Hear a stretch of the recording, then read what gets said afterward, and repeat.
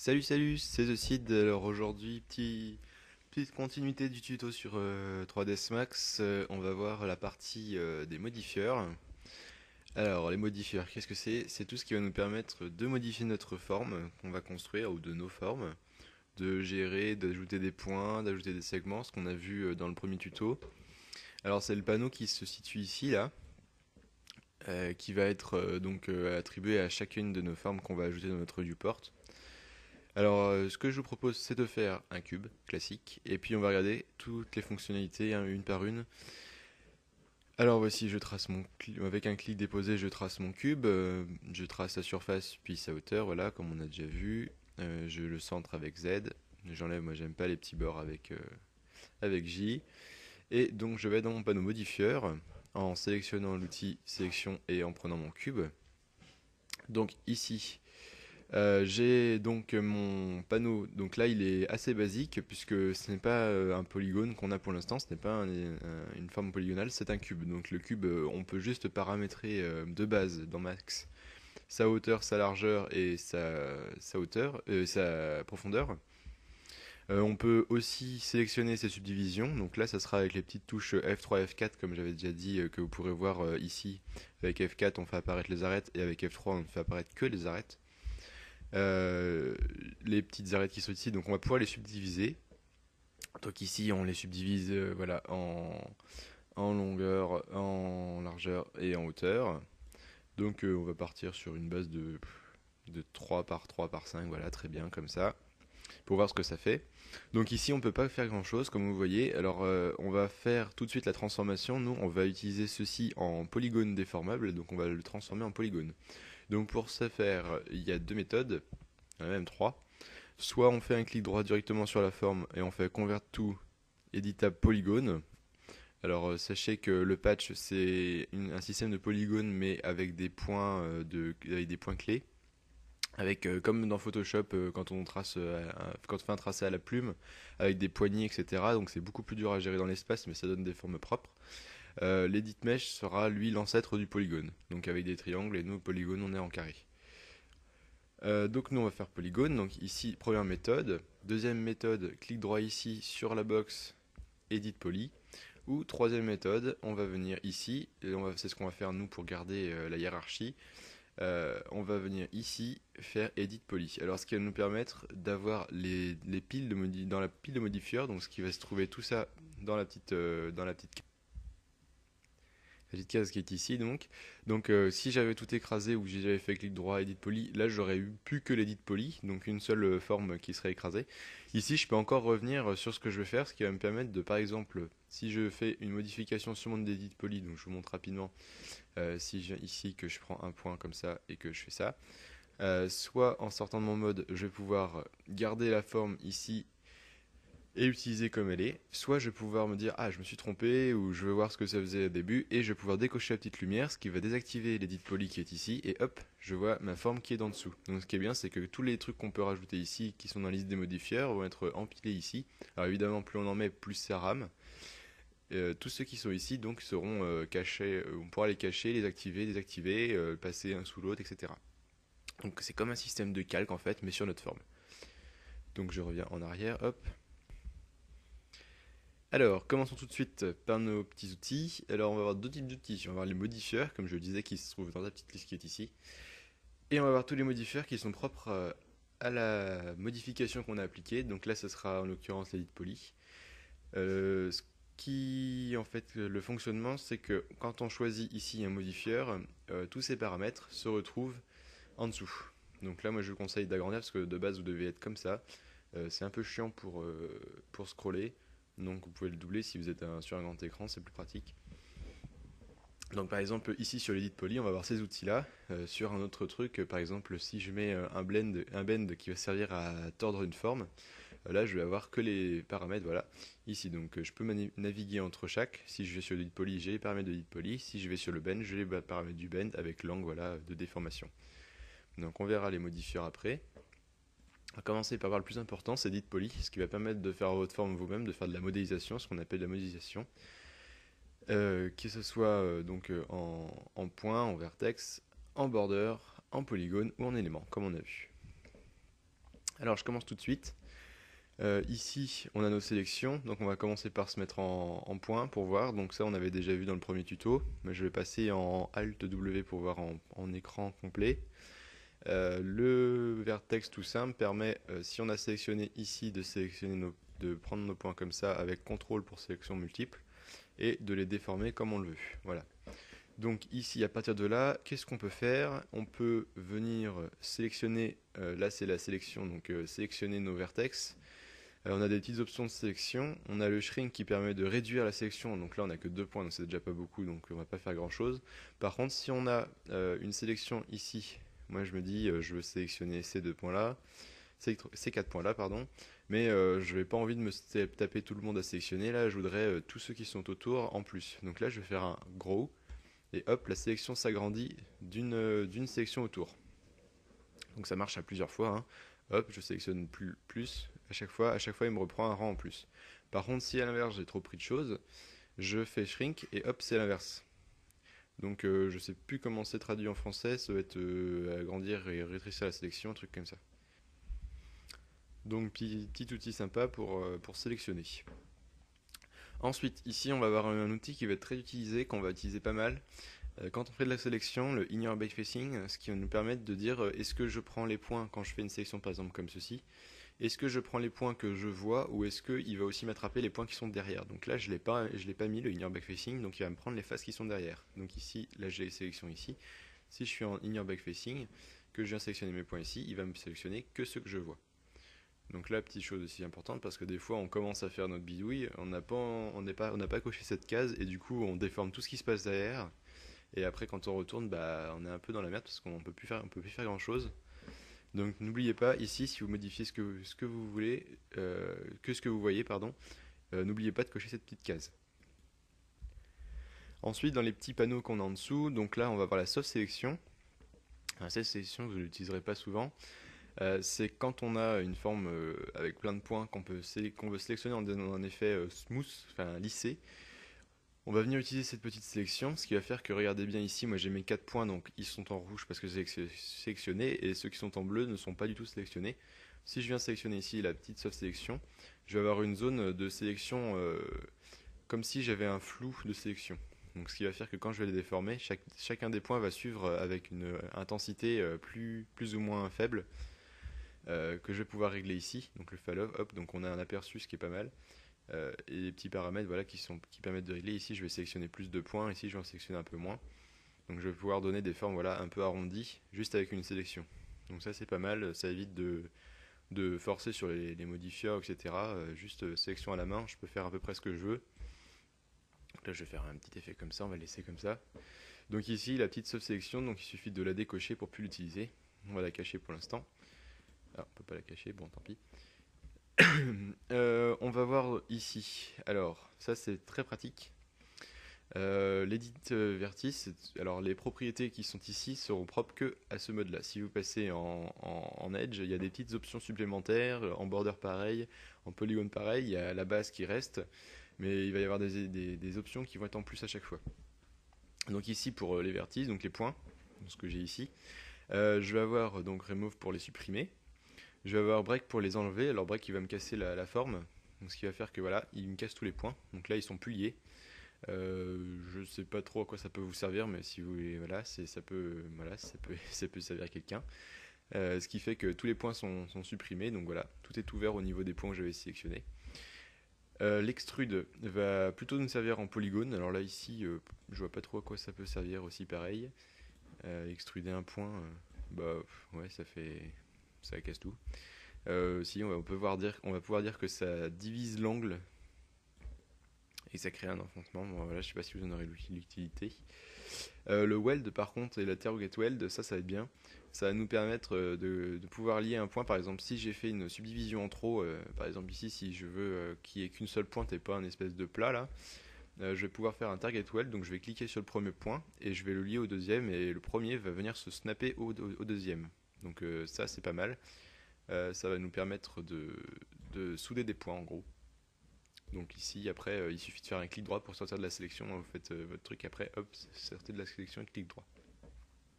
Voilà, connect, ça va être pour reconnecter des points entre eux. Donc là, ici, j'ai pas de trou, donc ça va pas me servir à grand chose. Chamfer, on le verra plutôt pour autre chose. Je vais vous donner les bons outils pour chaque sélection parce que en général, on n'utilise qu'un type d'outil pour chaque type de sélection. Je vais y arriver. Alors ici, dans l'édit géométrie, donc l'édit géométrie sera propre à chaque sélection. Je vais avoir donc create pour créer un point. Alors créer un point, c'est pas forcément pratique parce que ça va le créer dans l'espace n'importe où. Comme ça, moi je crée un point, voilà, mais c'est pas forcément très très utile. Il vaut mieux partir d'une forme de base plutôt que de points quand on crée quelque chose. Après le collapse, donc ici le collapse c'est comme le target weld mais en plus grand. Par exemple, si moi j'ai décidé que tous ces points-là sont soudés en un seul point, je vais les sélectionner. Alors ici, soit je vais faire... ah, ça marche, c'est bien. Je vais vous montrer un petit truc après qui est propre aux nouvelles versions. Soit je vais sélectionner un par un, soit je vais pouvoir utiliser mon shrink et mon gros. Par exemple, si je fais ça comme ça, hop, et que je fais un coup gros, je vais avoir tous les points qui sont pris. Éventuellement, je peux enlever ceux-là que j'ai pas envie, hop, avec Alt, donc Alt enfoncé pour désélectionner. Et si je fais collapse, tous les points vont venir se souder entre eux. Voilà, donc c'est la version améliorée. Le target weld, si je soude par exemple ce point-là à ici, c'est celui-ci qui va venir à la position du deuxième et le deuxième va pas bouger. Si je fais un collapse, le logiciel fait automatiquement un calcul de la moyenne du centre des points et va les rejoindre. Donc en fait, il mettra toujours, si vous faites les points d'une surface, il mettra toujours au centre d'une surface. Voilà. Pour la petite fonction attache-détache, on l'utilisera plutôt pour les polygones, ce qui va nous permettre de créer des éléments différents dans un seul objet. Pardon. Et après, on a le cut. Alors le cut bien pratique, ça va être pour rajouter directement pour créer des sélections. Alors par exemple, si moi je me dis ici, dans ce carré-là, je veux une forme. Par exemple, je vais dessiner, je sais pas, un cœur. Allez, soyons snob. Je vais faire une jolie forme comme ça, hop, hop. Et ben ça va me permettre de découper, tout simplement, mon objet comme j'ai envie en fait. Donc il n'y a pas de limite. Le mieux c'est que on utilise directement les vertex pour pas trop rajouter de points parce qu'après c'est la galère, ou alors directement les edges qui sont là. Donc les edges, les vertex se tracent avec la petite cible et dès qu'on snap sur un edge, on va avoir la petite croix agrandie là, je sais pas trop comment on peut appeler ça. Donc voilà, hop, voilà. Donc ce qui nous permet d'avoir des formes de plus. Donc après on va pouvoir utiliser ça pour pouvoir extruder, etc. Donc voilà, on va pouvoir utiliser, si on n'a pas assez de points aussi, le tessellate. Alors il y a d'autres méthodes pour le faire, hein, mais on va pouvoir le voir quand même, le tessellate. Donc par exemple, si je veux diviser cette zone, le tessellate va me subdiviser toute la zone par deux. Donc si je clique une fois, voilà, il va me sélectionner tout ce qu'il a autour par deux. Donc si je refais une fois, évidemment, il va resélectionner. Donc là, ça commence à faire beaucoup.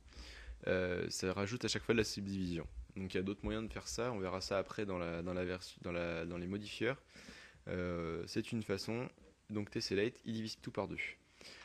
Le make planar, c'est pour rendre tout sur un axe si on sait tout décaler, mais on va pas trop l'utiliser. Et enfin, on va regarder pen déformation, ça servira pas beaucoup. C'est pour pouvoir modifier les points quand on a beaucoup. Alors je vais vous montrer avec le tessellate, quand on a beaucoup de points à une zone.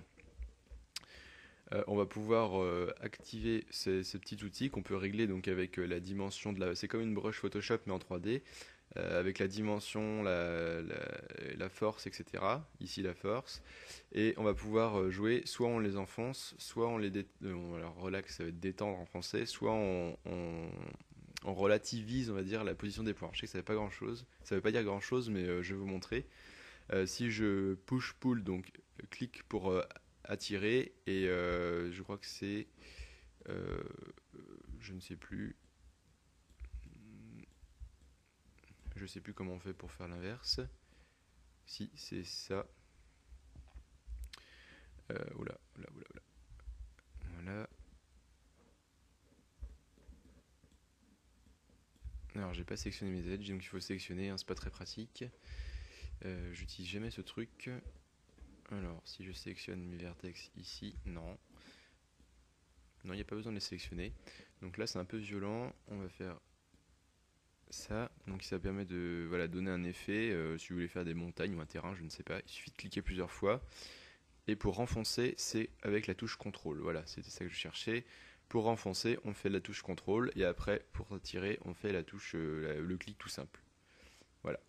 Donc là, c'est comme un outil sur Photoshop, sauf que c'est sur 3ds Max. C'est pas super pratique. Mais si vous faites des choses aléatoires comme ça peut être utile.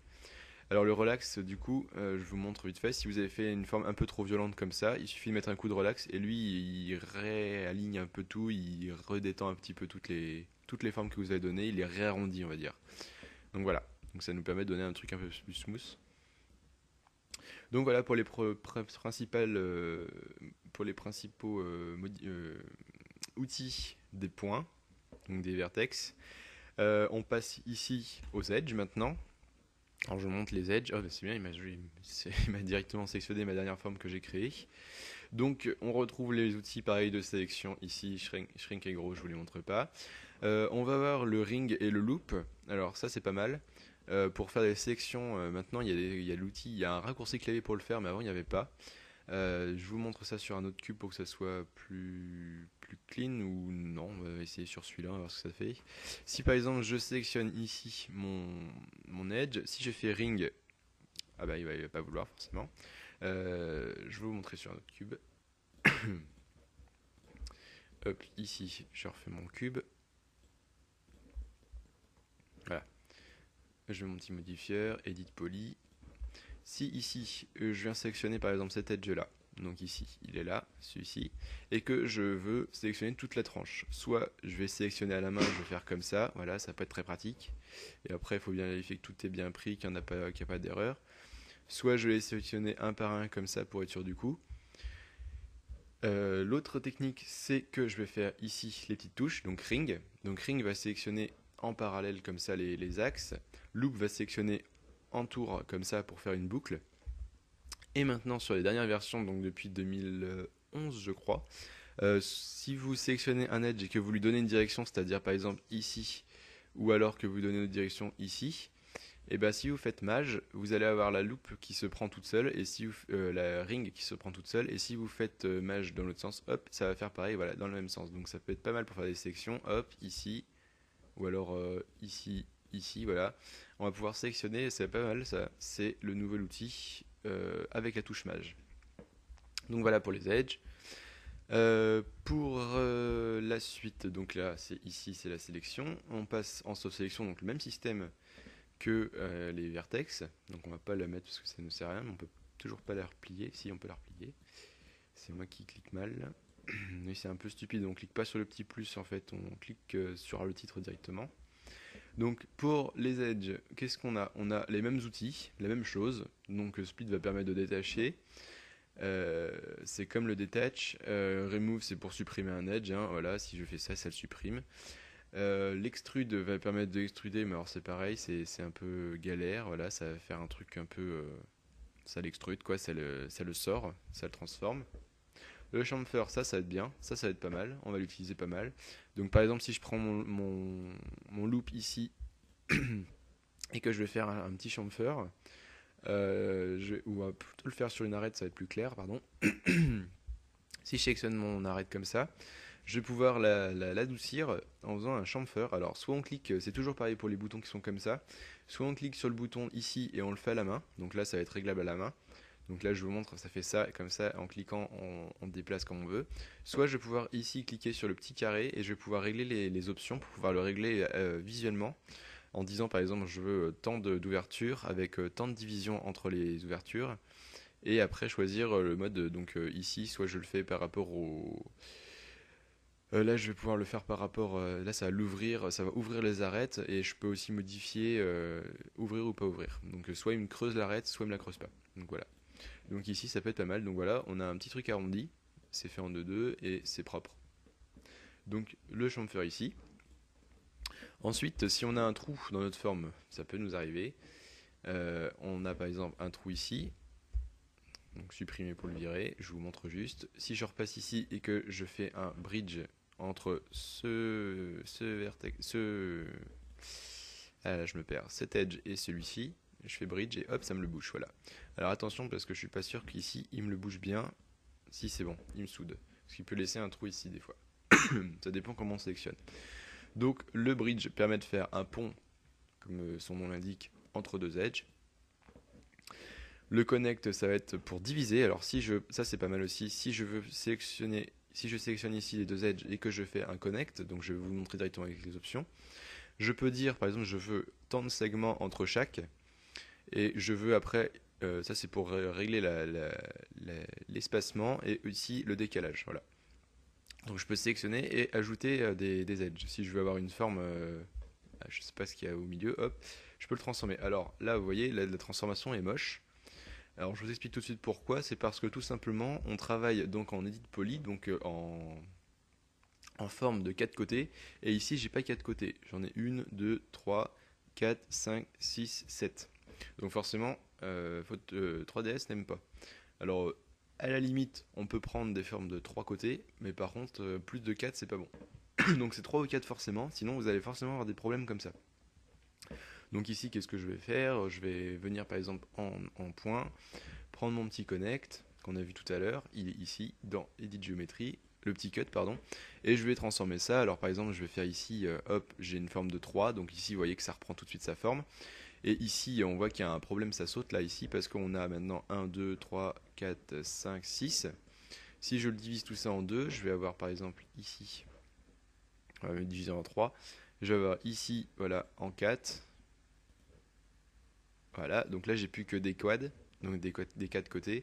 Et ici par contre il faut que je corrige mon problème parce que ici ça foire aussi. Hop, je vais venir faire comme ça et comme ça. Donc là je suis obligé d'avoir des triangles sur cette forme pour le coup. Je peux m'en passer, mais il va falloir se compliquer la vie. Alors la bonne modélisation sera toujours celle où il y a le moins de triangles possible et où il y a le moins de formes avec trop de côtés. Il faudra toujours qu'il y aura que 4 faces. Ici on voit que j'ai mal cliqué, je me suis trompé. Donc dans le cas où, comme je vous l'ai dit tout à l'heure, je voudrais garder la position de ce point-ci et venir snapper ça, je vais faire un target weld. Si je veux juste collapser les deux, je fais ça et je fais petit collapse qui est ici. Ou alors je peux aussi faire CTRL, ALT et C. Voilà, boum. Donc les raccourcis clavier c'est plutôt pratique, c'est pour ça que je vous l'ai dit tout de suite. Donc voilà, j'ai ma forme propre. Ah, ici j'ai aussi fait l'erreur. Vous voyez, il y a un problème là. Voilà. Alors ensuite, on repasse donc en Edge. Je crois que je suis malade. Ici, qu'est-ce qu'on va avoir en plus? On va avoir donc Create, pareil. Collapse pour souder, donc ça, vous voyez à peu près ce que ça va faire. Ça va nous souder les edges. On va avoir attache-détache pour détacher des formes. Par exemple, si on détache... non, on verra ça en plutôt en poly, ça sera plus visible. Mais en gros, c'est la même chose que Edge, que poly et vertex, pardon. Ça nous permet de détacher évidemment la forme. On va voir le Sli-Spline. Alors, il y a aussi en edit vertice. On va plutôt l'utiliser en poly ou en edge. C'est un plan qui s'affiche comme ça, donc on peut le mettre comme on veut, hein, avec les outils de rotation, etc. Et une fois appliqué, il va couper la forme de la sorte qu'il va suivre ce qu'on lui indique. Donc en fait, on a une prévisualisation, pardon, du tracé, et une fois qu'on va le slicer, hop, il se met automatiquement et on récupère le tracé. Donc après il est modifiable pareil, mais en gros il nous trace lui-même l'edge à la place de faire du cut partout et de faire un truc pas droit. Donc je sors dans mon mode, voilà, je l'ai gardé maintenant. Ici, donc voilà, j'ai rajouté mon edge qui est ici, qui est dessus maintenant. Le quick slice, il va être pareil, il me semble que c'est juste à tracer à la main. Voilà, on le trace un point pour placer et deuxième point pour couper. Ces outils-là, on les retrouve dans toutes les sélections. Toutes les sélections, on a le tessellate, le MSmooth. Le MSmooth, on l'utilise pas parce que c'est un peu, c'est pas très pratique. Ça rajoute des points partout, pareil. Ces outils-là, on les utilisera pas. Et après, le système de pane déformation, qui est la même chose. Voilà. Donc je vous montre, comme je vous ai dit tout à l'heure, les principaux outils de chaque sélection, parce que sinon c'est toujours la même chose, on va s'y perdre. Les principaux outils, de toute façon, sont toujours les mêmes. Alors justement, on va voir pour les principaux, juste le border. Alors le border c'est quoi? C'est un endroit avec des edges qui ne sont pas reconnectés, c'est-à-dire qu'il n'y a pas de face. Donc par exemple, un border va se trouver si j'ai par exemple une face en moins. Voilà, donc là ici j'ai un border, c'est ça qu'on appellera un border. Une arête ne sera pas un border. Donc en border, on va pas faire grand chose dans les sélections. Je vais vous montrer le principal. Donc le border, voilà, il peut sélectionner que ça, hein, je peux pas sélectionner autre chose. Donc ici j'ai mon border. Le seul truc que je vais utiliser moi ici, c'est soit l'outil mage, enfin la touche mage, où je vais pouvoir juste faire ça et en glissant, il va faire un extrude automatique. Ce qui va aussi marcher, ce que je ne vous ai pas montré en Edge. Donc une sélection en Edge, il suffit de faire mage et de sélectionner un axe pour le faire coulisser et faire un extrude automatique. Ou alors reboucher le trou, voilà. Le seul truc que je vais utiliser ici, c'est le cap qui va reboucher le trou et va me refaire un polygone. Voilà. Donc après, les mêmes outils ici, mais si vous aimez travailler en border, allez-y. Moi, je vois pas l'intérêt parce que une fois qu'on l'a plus, on peut plus le sélectionner, on peut plus rien faire. Voilà. Donc c'est le seul outil du border, c'est le cap pour moi. Donc le polygone, là par contre, va être intéressant. Donc je remets pas les sélections, on a les sélections. Donc polygone, c'est quoi? C'est la forme elle-même. Donc ici, moi, je prends mon petit polygone. La soft sélection, c'est ce qu'on a déjà vu. Donc soft sélection qui refonctionne comme ça. Voilà, on sélectionne les polygones des alentours. On va pas l'utiliser. Hop. Ici, on a la fonction extrude qui va être pas mal utilisée. Ici, on va pouvoir extruder le polygone. Donc comme ceci. On va pouvoir les extruder comme on veut. Et après, leur donner une forme. Donc là, c'est le truc qui va servir à faire de la modélisation. Donc je voulais juste vous montrer, parce que ça m'embête, le ledge ici, le fait que l'edge c'est pareil, en fait on peut sélectionner un des edges et avec la touche mage, voilà, avec le déplacement. Par contre quand on a le trou avec la touche mage, si on fait ça, avec la touche mage on prend le border comme ça, hop, avec la touche mage on peut voilà, créer, c'est ça que je voulais vous montrer. Donc là ça peut être pas mal, c'est quand on part, on peut faire de la modélisation en partant d'un seul petit plan. Tracer juste un petit plan au sol et après extruder les bords du plan et donner une forme. Donc voilà pour la modélisation en edge. Donc je reviens sur mes polys. Donc l'extrude qui va nous permettre de faire comme ceci. Hop, extrude. Alors il y a les petits outils pareil, hein, le petit outil ici qui va donner la profondeur, etc. et le groupe. Donc s'il suit les normales, les polygones ou les locales, on va pas s'embêter avec ça. Vous regarderez ce que ça fait. Hein, c'est assez propre à l'outil. Extrude ici, hop, je l'extrude, je lui donne une forme, hop, voilà, comme ça, je peux faire de la rotation. Donc après, c'est tout question d'habitude, hein, c'est toujours pareil. Voilà, comme ça, hop. Voilà. Donc là, j'ai extrudé ma forme, je peux lui donner la forme que je veux, je peux la scaler, je peux faire ce que je veux. C'est de la modélisation pure. Ici, le bevel, donc le bevel, ça va être l'extrude plus le rétrécissement ou l'agrandissement de la forme de fin. Donc ça veut dire que premier clic, je vais faire mon extrude, et deuxième clic, quand je vais relâcher, je vais pouvoir régler directement ça. Voilà. Donc là, ça va être pratique si on fait des trucs précis, propres. C'est ici qu'on va jouer avec le bevel. L'outline, ça va être pour produire une surface qui est plus large que celle-ci. Donc ici, il n'y a pas trop d'intérêt, on va plutôt utiliser, par exemple, ici, voilà, on l'agrandit ou on le rétrécit. Et l'inset, ça va être l'inverse, c'est qu'on va pouvoir créer un polygone au milieu. Voilà. Donc ici, par exemple, moi, si je veux faire un polygone ici, je vais faire une cheminée. Je vais venir en inset, je vais faire un petit trou comme ça pour mon conduit. Et après, avec mon bevel, je vais revenir dedans, hop, et réduire pour faire mon conduit de cheminée. Voilà, on a un conduit de cheminée tout carré qui est ici. Donc ici, le bridge, pareil, pour faire des ponts entre les polygones, ça on l'a vu. Donc on sélectionne un polygone, par exemple, je vais relier mes deux surfaces ici. Donc alors, si je veux bouger toute ma forme ici, je vais venir prendre mon objet ici comme ça. Je peux le déplacer automatiquement entier, je peux le faire tourner, tout ce qu'on peut faire avec, voilà. Si par exemple je décide que j'attache, alors là il faut attacher par contre, il faut que les deux formes soient ensemble. Là l'outil attache va servir. Si je viens ici faire attache avec la sélection, voilà, ma petite flèche se change en croix, je sélectionne et les deux objets sont dans un seul objet maintenant. Donc ce qui veut dire que ici, j'ai tous mes points reliés dans un seul edit poly. Donc évidemment, si on fait ça, vous voyez, on part de la base d'ici et quand je réactive mon edit poly, j'ai tout qui se raffiche. Donc ça c'est pas mal.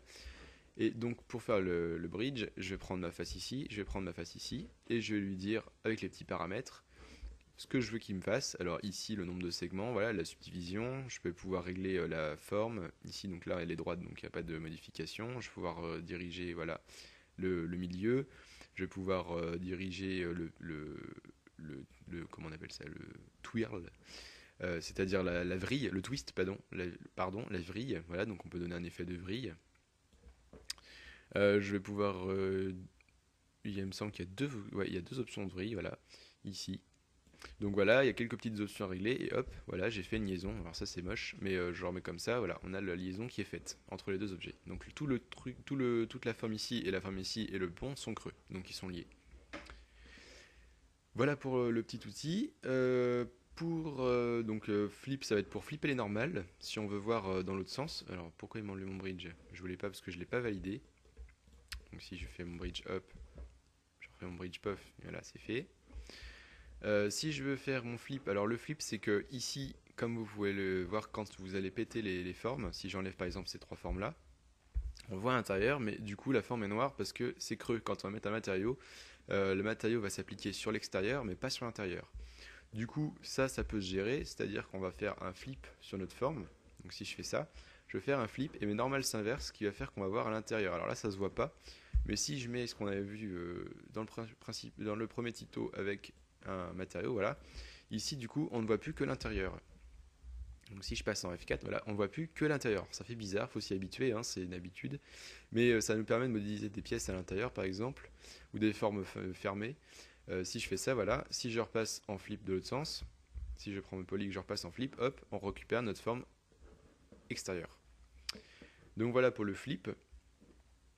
Les autres options, on ne touche pas. Ici, on va voir la même chose, collapse, etc. Create pour créer des polys, cut. Le create va être pas mal dans la mesure où on va pouvoir faire, par exemple, si on a ici une forme qui est pétée, on va pouvoir faire un create à partir d'un trou. On va faire un create, hop, on va faire hop, hop. On peut venir choisir les edges qu'on ferme et hop, voilà, on se fait un cap.